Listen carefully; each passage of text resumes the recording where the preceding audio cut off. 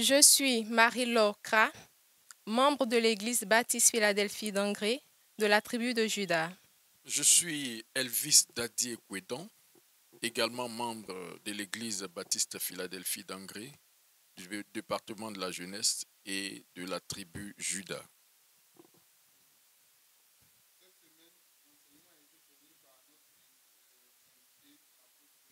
Cette semaine, l'apôtre Joshua a développé plusieurs thématiques tournant autour du thème principal de notre convocation solennelle, Je sais en qui j'ai cru. Il a premièrement parlé de, du Dieu de la vie.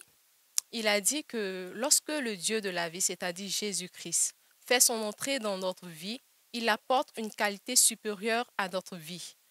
Et lorsque Dieu nous bénit, nous devons être des bénédictions pour les autres. Nous devons impacter notre entourage, être une source de bénédiction pour les autres. Parce que Dieu cherche des personnes avec qui travailler. Et en tant que chrétiens, nous devons être des représentants de Dieu sur terre. Il a également dit que tout enfant de Dieu né de nouveau est béni. Et peu importe la situation, peu importe le contexte dans lequel nous nous trouvons, nous sommes bénis parce que Dieu a mis son glorieux esprit en nous. Alors, durant cette semaine, nous avons été enseignés par l'apôtre Joshua, qui est venu spécialement du Ghana nous entretenir. Et il a développé plusieurs thématiques qui a été déjà dites par ma sœur Marie Locra. Alors, durant ces enseignements, il nous a parlé de la communion fraternelle et il a donc fait une illustration, ce qui montrait l'importance de demeurer en amour et dans la prière les uns pour les autres. Alors, ensuite, à la veillée, il a aussi parlé du croyant, les différentes étapes de la croissance chez le croyant.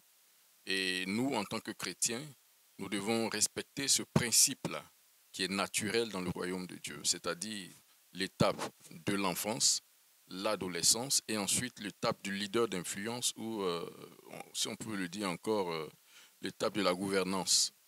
Voilà. Et ce qui m'a particulièrement marqué durant ces enseignements, qui a attiré mon attention, c'est bien le cas de l'illustration sur la communion fraternelle, l'amour que nous devons développer les uns les autres.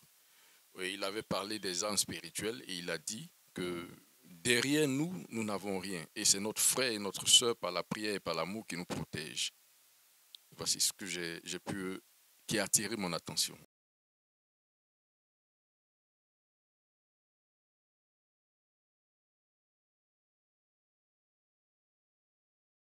Au cours de cette convocation solennelle, nous avons reçu de très grandes révélations qui ont changé ma conception des choses quant à l'avenir.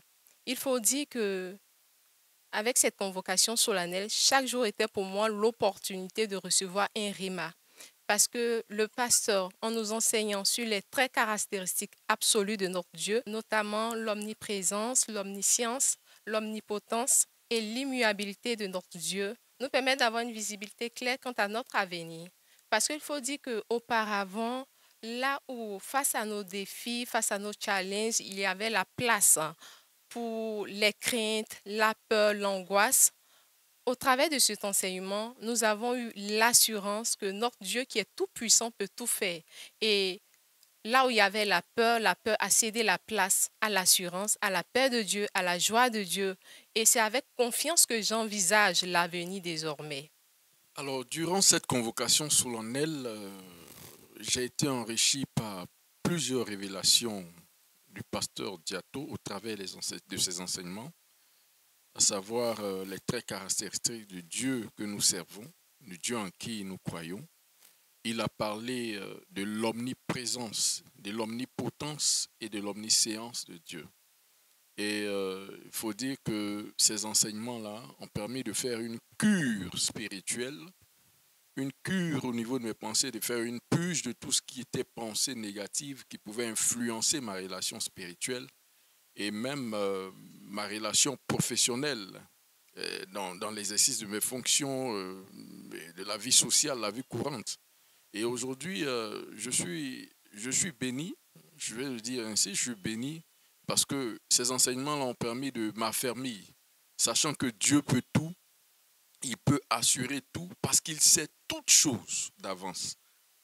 C'est lui qui m'a conçu, c'est lui qui a tout prévu pour moi. Et vraiment, nous bénissons notre pasteur, nous bénissons le Dieu Tout-Puissant pour les enseignements que nous avons reçus durant cette convocation solennelle.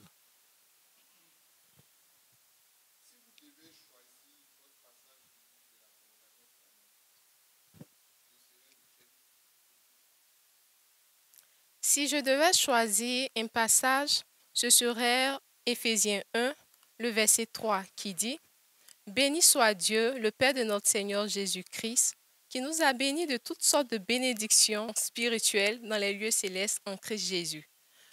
À travers ce verset, nous voyons clairement que nous avons toutes choses avec nous pour nous permettre d'être participants de la nature divine sur notre passage terrestre pour vivre une vie fructueuse. Alors moi, le passage qui a retenu mon attention, c'est Éphésiens 3, le verset 20, qui dit, je cite, à celui qui peut tout par la puissance qui agit en nous, infiniment au-dessus de tout ce que nous pouvons penser ou imaginer.